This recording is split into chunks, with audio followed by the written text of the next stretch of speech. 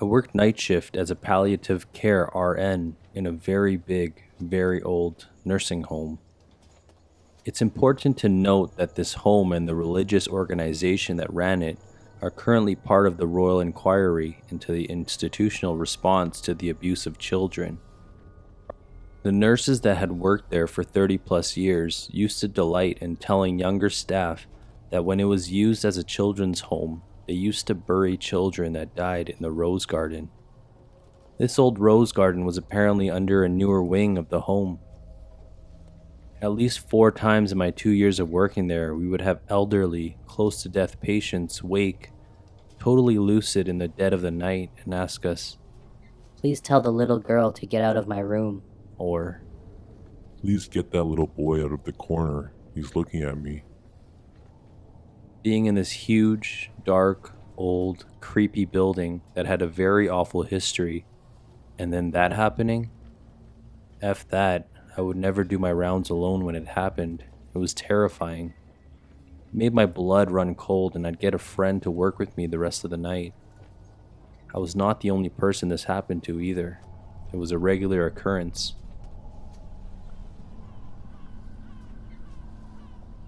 Kind of a no sleep for a short while. One Halloween, a couple of groups from the neighborhood got into an egg fight. None of us hate each other, just in different cliques. As the opposing forces started to march forward, we took off running to retreat to a safer distance. As I entered the woods, I quickly bolted behind a tree, and everyone from the opposing side passed me by. Or at least I thought. Apparently, Bill got caught by a branch and was trying to free himself. I got from behind the tree to give him a hand since he was having a hard time. Right as I got to him, he looked up and our eyes locked. He had a true look of horror in his eyes.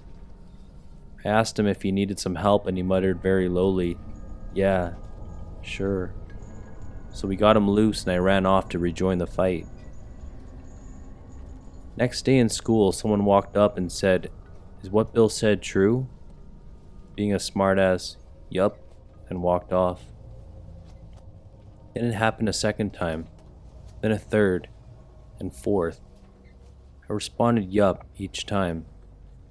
I'd be lying if I didn't say that I was curious as to what they were talking about, but I just played along since everyone asked it the same way, as if they were finding out that ghosts really do exist.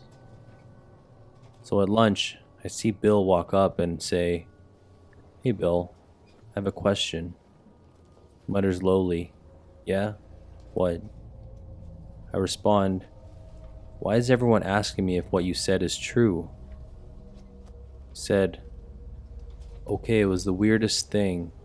You weren't there.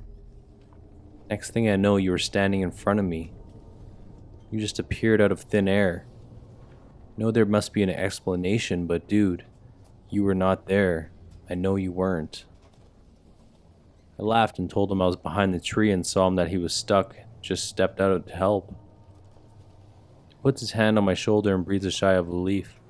He said, "Jesus Christ, I was scared to death. I've been telling the story to see if anyone else had this happen with you. For a while I could disappear and appear randomly.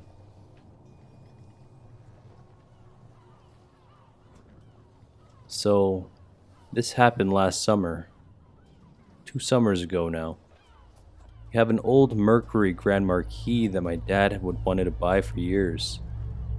The owner would never sell it, even though it was just left sitting there. After he died, his daughter sold it to us for pretty cheap because she knew how bad my dad wanted it.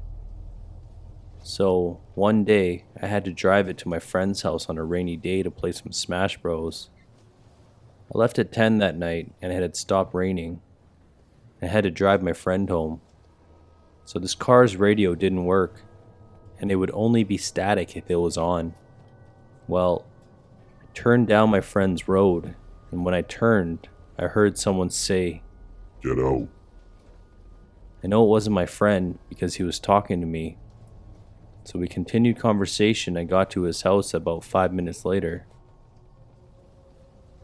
When we got there, I asked him if he heard something weird when we turned onto the road. He said he heard the exact same thing I did, and I was freaked the F out. This sounds like such a made up story, but I really wish it was. Safe to say I haven't driven that car since.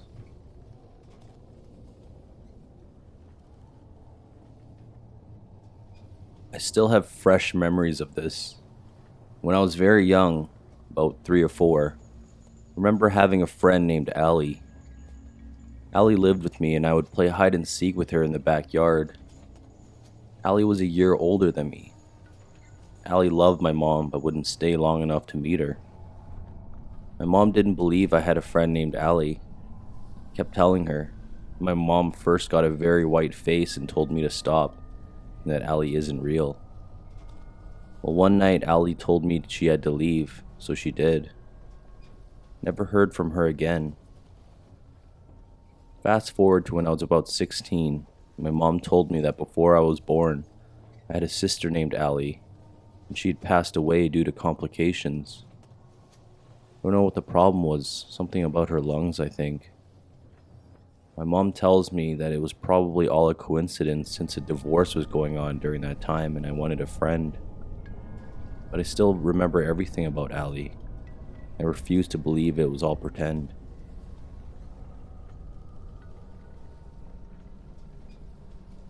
I worked a graveyard shift in a hospital kitchen about 5 years ago. Before the kitchen was renovated a few years prior, our dish room used to be part of the morgue. While I was training, I'd frequently feel like someone was watching me, especially when I crossed into that part of the hallway. Every time I went into the dish room, something would be moved, turned over, or missing. Assuming it was my coworker, I didn't think anything of it. About a week later, my coworker leaves and I'm left on my own. Every night, I would hear carts being moved around, dishes being put away, and silverware rattling. If I would leave for a minute, I'd get back and my radio would be switched to a different station. Got to the point where I was terrified to come to work every night. Called my old coworker, told her what was going on, and she very calmly said, "Oh yeah, I forgot to tell you about George." Apparently George was a nurse and a medical examiner who had a stroke and died while at work. He was in his 50s, I was told. From then on, everything actually went quite well. I introduced myself to George, asked him to please keep it down. As long as I said hi to him as soon as I started work, he didn't seem to want to bother me anymore. It took us a little while to find a radio station we could agree on, but we worked harmoniously after that. When I left the job a year later, I made sure I told the girl that replaced me.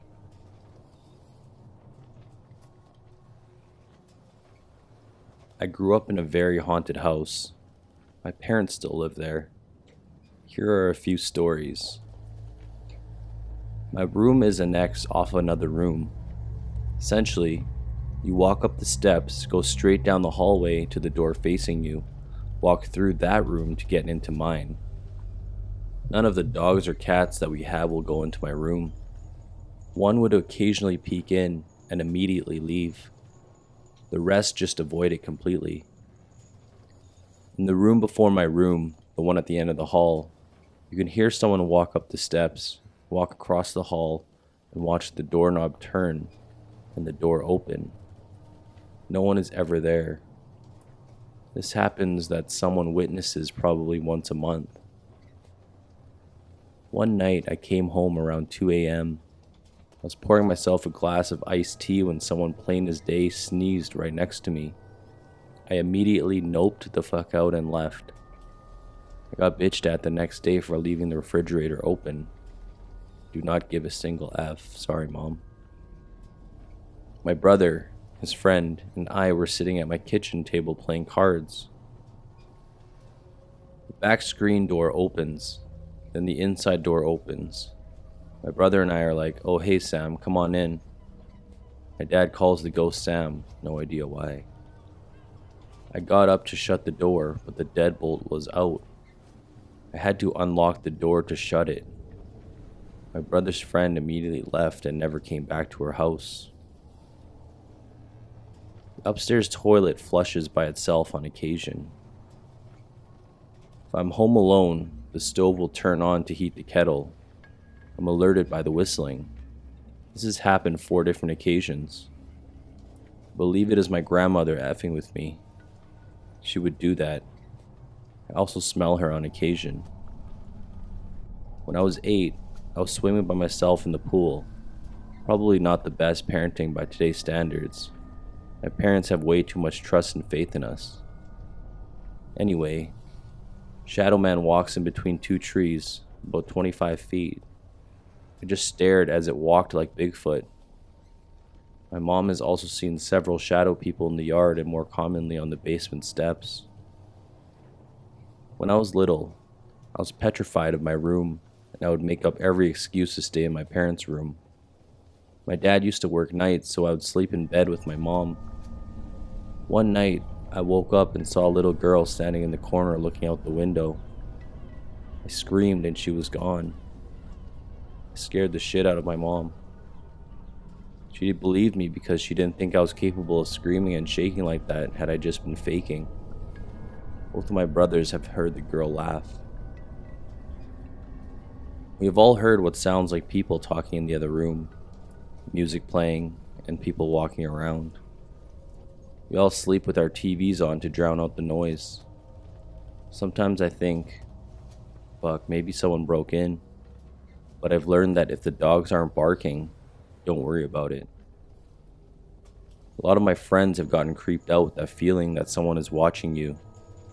I still get it, but I've gotten used to it.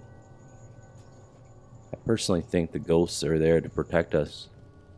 There were several times the house should have been burnt down. It's an incredibly old house with very old electrical that had burned through the walls in spots. Small wooden slats that make up the walls behind the drywall burn in like 0.2 seconds. We've renovated a few rooms and replaced the insulation and removed the slats. We used them as tinder in the outdoor fireplace. We also found old medicine bottles in the walls when we renovated the kitchen.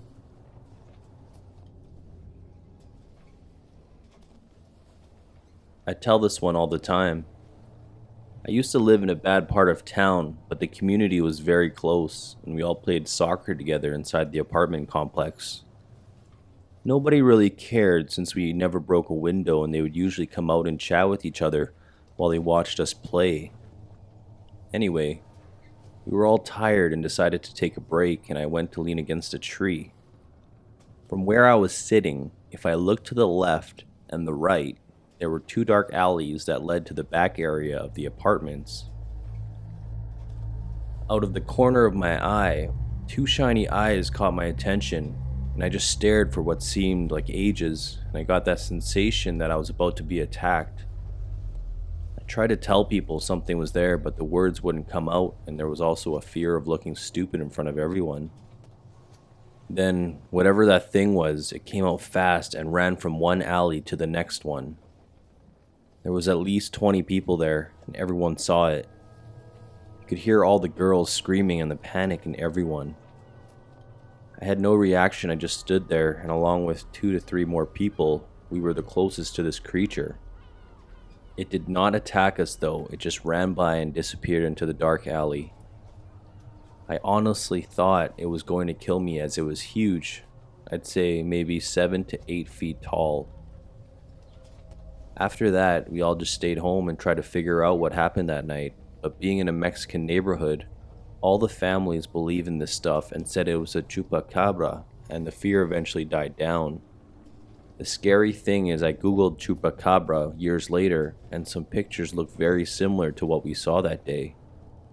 A tall 7 to 8 black figure with the bony body of a starving dog that ran like a raptor, but more upright as it had long hands but not the proportion with the rest of its huge body. This is pretty much what we saw if it helps your imagination a bit.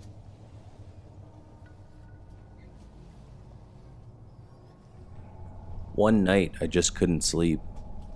Every time I laid down to sleep, I got this overwhelming feeling and almost thought I heard a voice urging me to get up. So I got a book and stayed up just listening to the thunderstorm while feeling a bit silly. 4 hours later, at about 2 a.m., it felt like something was telling me to go get a glass of water.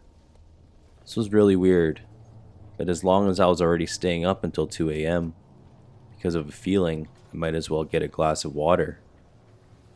As I walk down the stairs, I hear a sound coming from the office. Flip of the light switch reveals it's the first couple drops of a leak. The roof had just been redone the week before, so I was pissed off.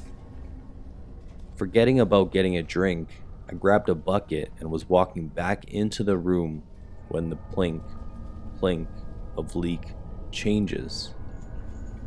Suddenly, it's like a hose is pouring straight into the middle of the room. Through the bucket underneath, and as I'm running back with the trash bags to cover the computers, it changes. There are now sparks shooting off of the floor, and the stream of water looks like a ribbon of glowing plasma twisting and branching through the air.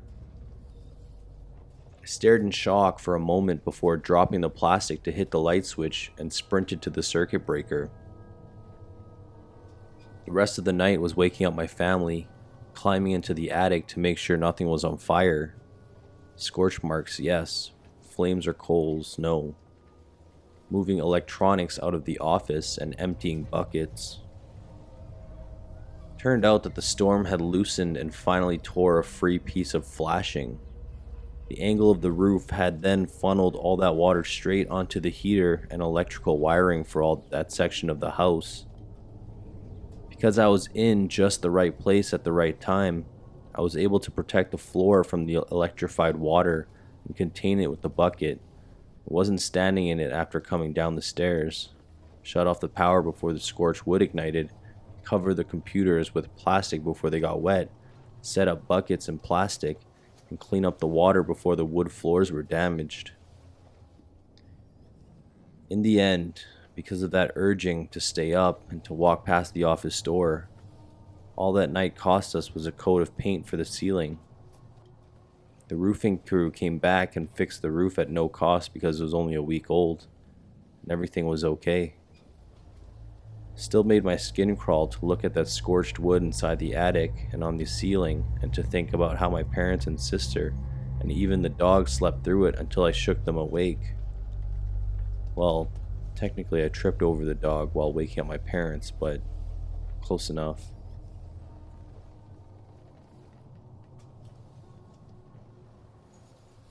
My dad used to visit clients who lived in a creepy, isolated farmhouse.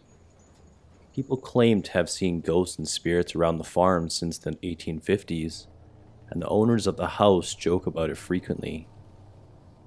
On one visit to his clients, they sat in an empty room around a desk. Now this room was literally empty apart from the desk. No bookshelves, no furniture. They were discussing the area when my dad brings up the ghost spotted in the farm. The client tells him about a middle-aged man who died here 60 years ago. 10 to 20 minutes go on, and they go into more business-related stuff. And literally out of nowhere drops an obituary. Freshly cut obituary. My dad caught it out of thin air and inspected it. It belonged to that very man they were discussing earlier. And to clarify, there was nothing in the room for it to fall from. I even have a picture my dad sent me of the obituary. I will try my best to find it if you guys want me to.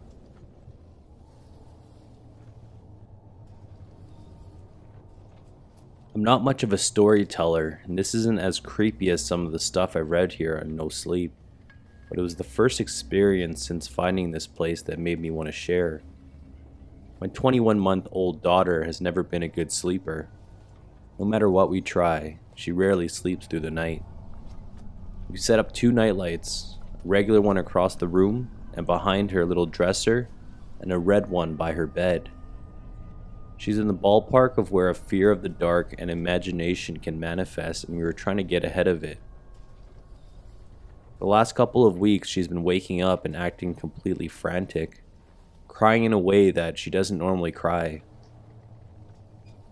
If I try to leave her alone, she doesn't just cry, no.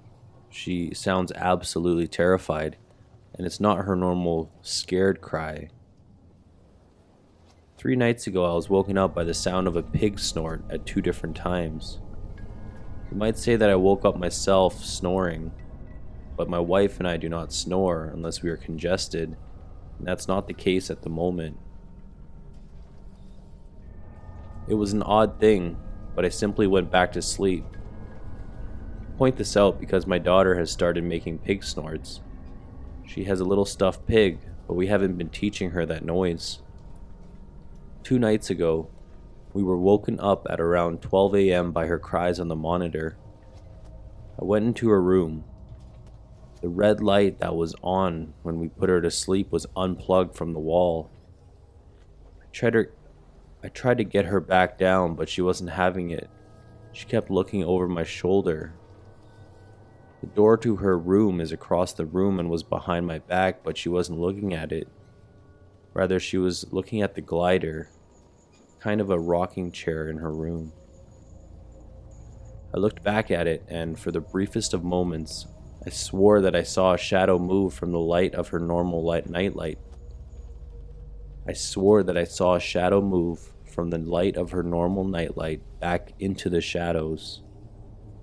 It's 2 a.m. and my mind is playing tricks on me, I said to myself, half out loud. I said it out loud because of the feeling slowly washing over me. Feeling that something was there, unseen eyes watching me. It made me uncomfortable, powerless. I haven't really felt that feeling since living with a friend of mine and encountering an aggressive entity that resided there.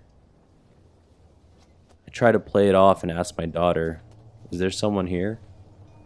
"Uh-huh." It's one of the few things that she clearly says. "Where are they?" There was no one in the room with us. She pointed at the corner where the glider was.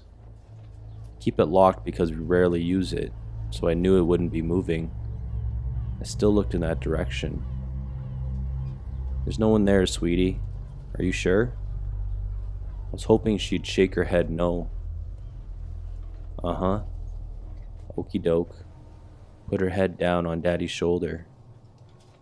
I was patting her back, half to comfort her and half to comfort me. She patted my shoulder back. She put her head down and we swayed a few minutes, but she wasn't closing her eyes. She was watching the glider. I waited a few more minutes and asked, "Is someone still here?" "Uh-huh." "Where are they?" She pointed to the same place. This time something caught my eye that I completely overlooked before. Her stuffed pig was on the floor next to the glider. She looked absolutely terrified. She slept with us that night. Last night, she cried, but she wasn't pacing in her crib.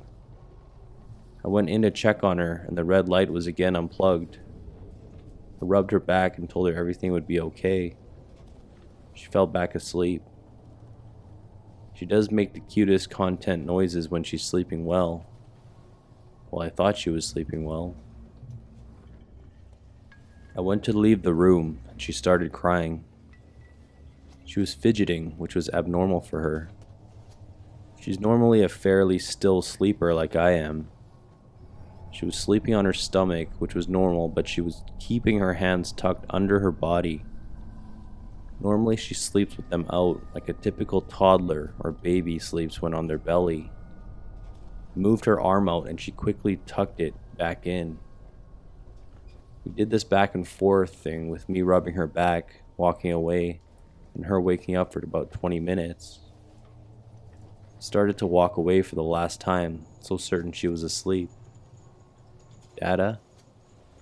I turned to see her pointing at the glider, which was illuminated by the nightlight. Nothing was there, but the lever was in the unlocked position. I started to get lightheaded and my chest started to tighten.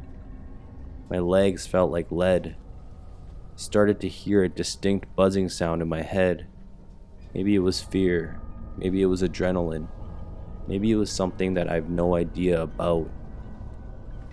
I willed myself to move, grabbed my daughter, and took her into our room. Needless to say, I didn't get to sleep much that night. We ended up selling the glider to clear up some space in her room. Once we sold that, however, my daughter started sleeping in her room. After most of her life sleeping in our bed and then on a pallet on our floor, it took 3 nights for her to sleep in her room. Was it all the glider? Probably not, but that's a strange bit of coincidence.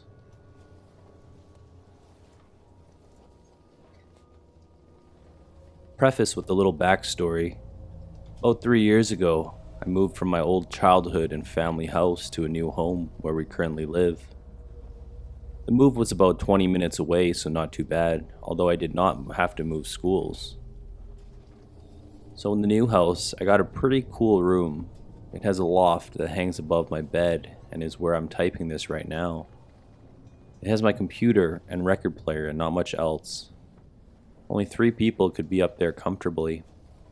It hangs about half over my bed 6 feet down, and across from my loft and my bed is a large window overlooking the street and the empty property lot across the street. I never open the curtains or the windows because it hits direct sunlight and it's just too damn bright. So when we moved here, and our next door neighbor is also the guy that owns the neighborhood and built the house as well. When we finally settled in and hung out with their family for a while, they opened up and told us some stuff about what happened when our house was being built. They said that a random dark car with tinted windows would come by some days and just watch them build for hours. If they ever approached the car thinking it was just us looking, the car would zoom away. We were concerned but not scared in any way at this point, so not much else came of it and we went about life as usual. A few weeks later, our neighbor has another story to tell us. This time he is freaked out himself just telling it. He told us that within the past few nights, things have gone missing from his garage. As a builder, he tends to have a lot of tools lying around, so he didn't notice at first, but then bigger things started vanishing like propane tanks and even a table saw. The final straw, and the scariest part, was that his gun was missing. But the gun wasn't out by the tools. It was in his locked basement's gun safe with a security system guarded house. His spouse and kids were away on a trip, so it was only him home. The next night he decided to stay up and see if he could find anything. He said that same car that watched him build our house pulled up to his home around 3 a.m. that night. A very average sized man got out, and when my neighbor opened his front door holding a baseball bat, the man very calmly got back in his car and drove away slowly. He said it was like the man was expecting him. So at this point our family is freaked out, but it didn't stop there. Of course it couldn't. A week later our neighbor called us frantically and told us that outside the entrance to the neighborhood was a duffel bag full of all the small tools the person had taken, and the gun. A note was attached that read, "I wasn't finished with them." Okay, what the fuck? At this point, we're terrified. So terrified, within the next month we had a security system installed. Nothing came of these events for the next few months. All of the above happened around last February. That November, of course, it had to escalate again and scare us all. So one day, my family and I are outside the house walking the trails of our backyard forest. We own about 4 acres of land, so it's nice sometimes to walk back there. I run ahead myself to catch up with our dog who had probably found an animal. When I reach him, he is barking past the tree line barely to where you cannot see anymore. And there is a figure of a man just standing there staring in our direction.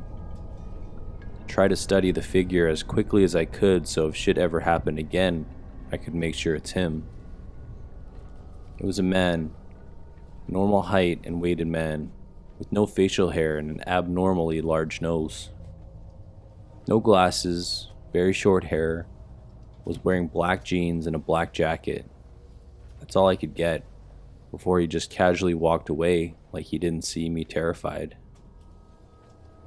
I ran back to my family to tell them and to have them come with me because I sure as hell wasn't about to go after this dude myself. Not a trace. So the reason I told you about my room in the beginning sets up the last part of the story. One day in December, very similar to today, I was on Reddit and TeamSpeak with some friends. All of a sudden, a very silent thud came from my window. Mind you, it's 2 a.m. and everyone in my home is asleep. I go down my ladder of my loft to the window and gingerly peel back the curtain to see the same fucking dude across the street in the empty lot. I nearly shit myself. He sees me in my window, and his response? Walk away slowly into the woods, keeping eye contact with me until he is no longer seen.